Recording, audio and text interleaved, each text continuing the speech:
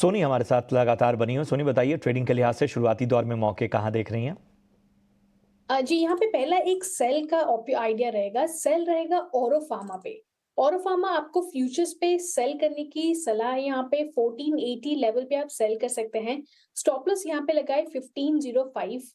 Target रहेगा 1440 से 1420।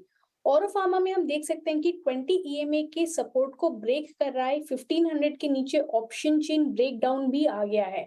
सो कहीं ना कहीं काफी वीक नजर आ रहा है। ओपन इंटरेस्ट अनवाइंड होते हुए नजर आ रहे हैं लोअर पुट के साइड में। सो यहाँ पे ये जो 1480 का सपोर्ट अभी ब्रेक किया है, इस यहाँ एक एक सेलिंग प्रेशर बने जाएगा। यहाँ पे 1440 1420 के लेवल्स को टेस्ट करते हुए नजर आ सकता है। सो इसीलिए यहाँ पे एक पहला सेल आइडिया है।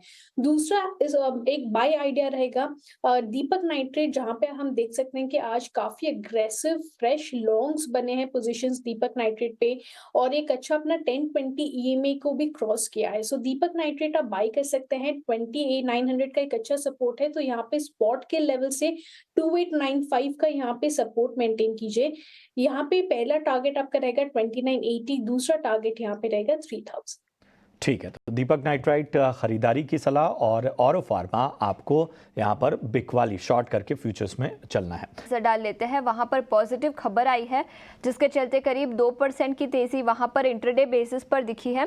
स्पाइस जेट ने 23 मिलियन का अपना डिस्प्यूट आयरलैंड की एक कंपनी के साथ था और डबलिन की एक कंपनी के साथ था, वो सेटल किया है 5 मिलियन यूएस डॉलर्स में। एयरक्राफ्ट इंजन के रिपेयर के रिलेटेड कुछ सेटलमेंट था, तो पॉजिटिव खबर आई जिसके चलते करीब 1.5 से 2% की तेजी यहां पर दिखी है। विनय, स्पाइस जेट पर टेक्निकल्स पर देखें तो क्या राय होगी ट्रेडिंग के लिहाज से? जी, बात ये है कि मुझे कोई तकनीकी कारणों से कोई स्पाइस जेट का मैं चार्ट ओपन नहीं कर पा रहा हूँ, तो मैं इसके ऊपर व्यू नहीं देना चाहूंगा। और मैं आपकी 2 मिनट लूंगा, मैं सॉफ्टवेयर वापस से रिबूट कर दूं और वापस से मैं आपको उसके ऊपर व्यू दे पाऊंगा। स्पाइस जेट पर, इसके अलावा मेटल स्टॉक्स पर भी फोकस कर लेते हैं। मेटल शेयरों में आज भारी गिरावट दिखी है। याद रखिए ओवर द वीकेंड चाइना के रिलेटेड कुछ डेटा आया था, कल एमके की रिपोर्ट भी थी, लेकिन आज सबसे बड़ा सेक्टोरल लूजर है निफ्टी मेटल इंडेक्स दिन की निचले स्तर पर। और कुछ स्टॉक्स की बात करें तो कई सारे स्टॉक्स जो लाल निशान में है। नैल्को 4% की गिरावट यहाँ पर, लेकिन याद रखें इन मेटल शेयरों में पिछले कुछ दिनों में तेजी भी दिखी है। आज थोड़ी सी मुनाफा वसूली, नैल्को 4% नीचे, सेल यहाँ पर 3% की गिरावट है। जिंदल स्टील, हिंडाल्को, एनएमडीसी सभी स्टॉक्स में 2 से 2.5% की गिरावट आज दिखी है। विनय, मेटल शेयरों पर आपकी क्या राय रहेगी, और अगर किसी को एक स्टॉक चुनना है तो कहां पर खरीदारी के मौके बनेंगे? देखिए, अभी का short term trend metal stocks में नेगेटिव साइड का है। हमने देखा है कि चाइना का मार्केट जब भी गिरता है या हांगकांग गिरता है, तभी मेटल स्टॉक्स या सेक्टर है उसमें एक बिकवाली दिखती है। तो वही आज हम देख रहे हैं कि जो 2-3 दिन में से जो वीकनेस हमने चाइनीज मार्केट में देखी, आज भी 3.5% जितना डाउन है। हांगकांग मार्केट भी 0.25% जितना डाउन बन गया। तो उसके चलते थोड़ा ग्लोबल संकेतों के कारण ये मेटल स्टॉक्स में ओवरऑल वीकनेस दिखी है। तो चार्टिकली ऐसा ऐसा कोई भी नहीं लग रहा है कि जिसके बेस पे यहाँ पे इस भाव पे हम लॉन्ग पे साइड पे रिकमेंड करें। हाँ, लेकिन अगर आप पोजिशनल ट्रेडर हैं, अगर आप इन्वेस्ट करना चाहते हैं, तो हमें लगता है कि जो एल्यूमिनियम स्टॉक्स है उसमें अच्छी खासी तेजी हो सकती है। तो stock like national aluminium, Hindalco, और अगर स्टील का स्टॉक देखने जाए तो टाटा स्टील, ये 3 स्टॉक्स हमें अच्छे लगते हैं। तो अगर आप एक्यूमुलेट करिए या पोजिशनल व्यू लीजिए, तो मुझे लग रहा है कि नाल्को, हिंडाल्को और टाटा स्टील, ये 3 स्टॉक्स काफ़ी बेहतर लग रहे हैं चार्ट्स पे पोजिशनली। हालाँकि 1 से 2 दिन का व्यू अगर लेना है, तो मुझे लग रहा है कि अभी भी डाउन ट्रेंड इंटैक्ट है और थोड़ी बहुत गिरावट और भी एक्सटेंड हो सकती है। और ये पूरा सेक्टर जो है वो ग्लोबल संकेतों पे निर्भर रहता है। तो भले ही आज वीकनेस हो, कैसा कल हो सकता है कि कल गैप अप भी हो जाए। लेकिन फिलहाल मैं ट्रेंड के अगेंस्ट नहीं जाना चाहूँगा। अगर आप शॉर्ट टर्म ट्रेडर हैं, 1 से 2 दिन के लिए आप व्यू ले रहे हैं, तो अभी better not to catch a falling time, तो अभी थोड़ा नीचे जा रहा है। लेकिन आप पोजिशनल ट्रेडर है, इन्वेस्टर है, तो डेफिनिटली हिंडाल्को, नाल्को बेटर बेट लगती है। एल्यूमिनियम स्टॉक्स में अच्छी तेजी लगती है इनको पोजिशनली, तो उसपे आप बेट लेंगे तो ज्यादा बेटर रहेगा। लेकिन ये पोजिशनल राय रहेगी मेरी। बढ़ते आगे एक अहम खबर की बात अगर हम करें तो ख़ास तौर पे आज देखिए कच्चे तेल में भारी बिकवाली देखने को मिल रही है। आखिर इस गिरावट की वजहें क्या हैं, क्या संकेत मिल रहे हैं और किन कंपनियों पर पॉजिटिव या नेगेटिव इम्पैक्ट इसका नज़र आएगा, इन सभी डिटेल्स के साथ मेरे सहयोगी विश्व मोहन जुड़ चुके हैं। जी विश्व मोहन, बताएं आखिर इस गिरावट का चौतरफा असर क्या होगा? देखिए, सबसे पहले अगर गिरावट को देखें तो पिछले 3 सत्र में करीब 8% की गिरावट आ चुकी है। 11 अक्टूबर को भाव $79 के ऊपर था, जो भाव घटकर $74 के भी नीचे आ चुका है, तो एक बड़ी गिरावट है।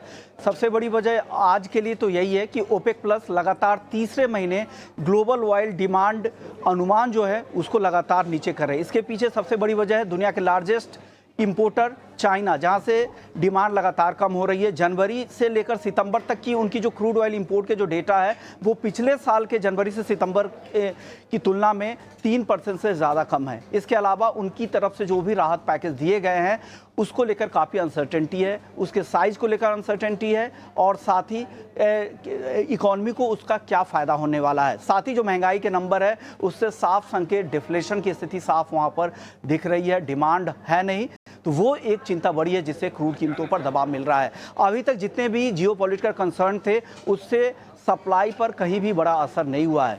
साथ ही यूएस में अगर देखें तो ऑयल रिग्स की संख्या लगातार वहाँ पे बढ़ती जा रही, तो ये सारे फैक्टर्स हैं जो कच्चे तेल पर दबाव बन रहे हैं। अब एक और फैक्टर ये भी है कि इलेक्ट्रिक व्हीकल पर दुनिया भर में फोकस बढ़ता जा रहा है, तो धीरे धीरे ये डिमांड कम हो रही है, और ये सारी वजह हैं जो क्रूड कीमतों पर दबाव बना रहा है, और उसका फ़ायदा यहाँ पर मिल रहा है ऑयल मार्केटिंग कंपनियों पर। HPCL आज देखिए ज़बरदस्त तेज़ी दिखा रहा है, BPCL IOC में भी अच्छी तेज़ी है।